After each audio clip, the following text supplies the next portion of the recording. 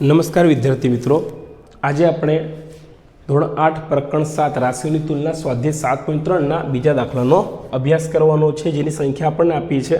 એક પ્રયોગશાળામાં એક પ્રયોગમાં બેક્ટેરિયાની સંખ્યા પ્રતિ કલાકે 2.5% દરે વધે છે.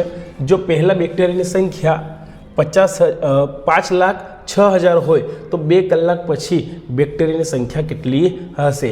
1 કલાકમાં કેટલી વધે છે? 2.5%.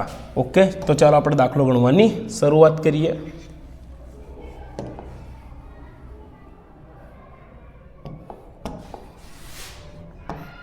ચાલો, તો અહીંયા આપણને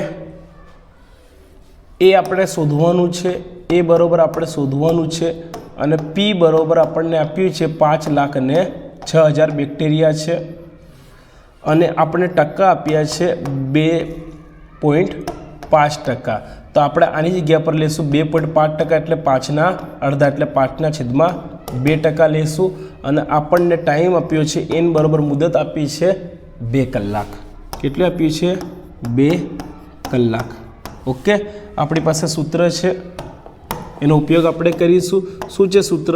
તો એ બરોબર પી કૌંસમાં 1 + r/100 અને આખાની n ઘાત. ચાલો એ આપણે શોધવાનું છે, અને પીની કિંમત કેટલી આપી છે?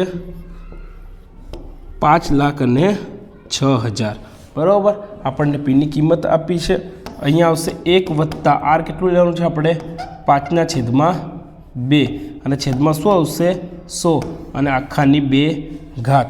તો અહીંયા આપણને મળશે હવે 5,06,000 કૌંસમાં. ચાલો અહીંયા જુઓ, 1 + આ 5, આ બગડો નીચે જશે તો 2 × 100 એટલે કેટલા થશે? 200, અને આખાનો વર્ગ. ચાલો, તો બરાબર આપણને શું મળશે હવે? 5,60,000.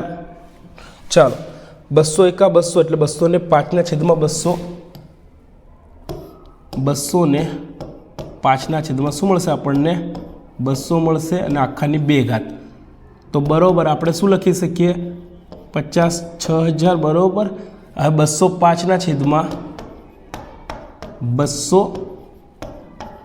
ગુણ્યા 205/200 આવશે 200, કારણ કે શું છે? એનો વર્ગ છે, એટલા માટે આપણે આને સાદું રૂપ આપીશું એટલે આપણને આપણો જવાબ મળી જશે. ઓકે, ચાલો આપો સાદું રૂપ. 5,31,616. 5,31,616 પોઈન્ટ આપણો જવાબ આવશે 25. આપણો શું થશે? જવાબ થશે એ બરોબર આપણને આટલું આ મળશે.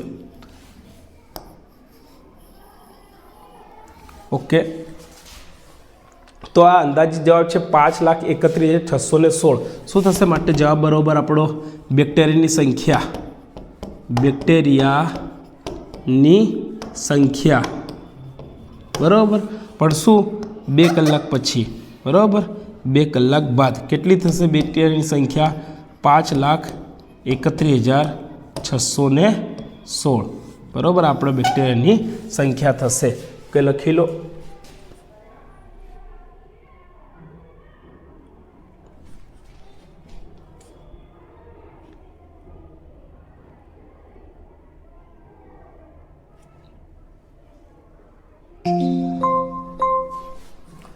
ચાલો તો વિદ્યાર્થી મિત્રો, મળીશું હવે નેક્સ્ટ વિડીયોમાં. ધન્યવાદ. જય હિન્દ.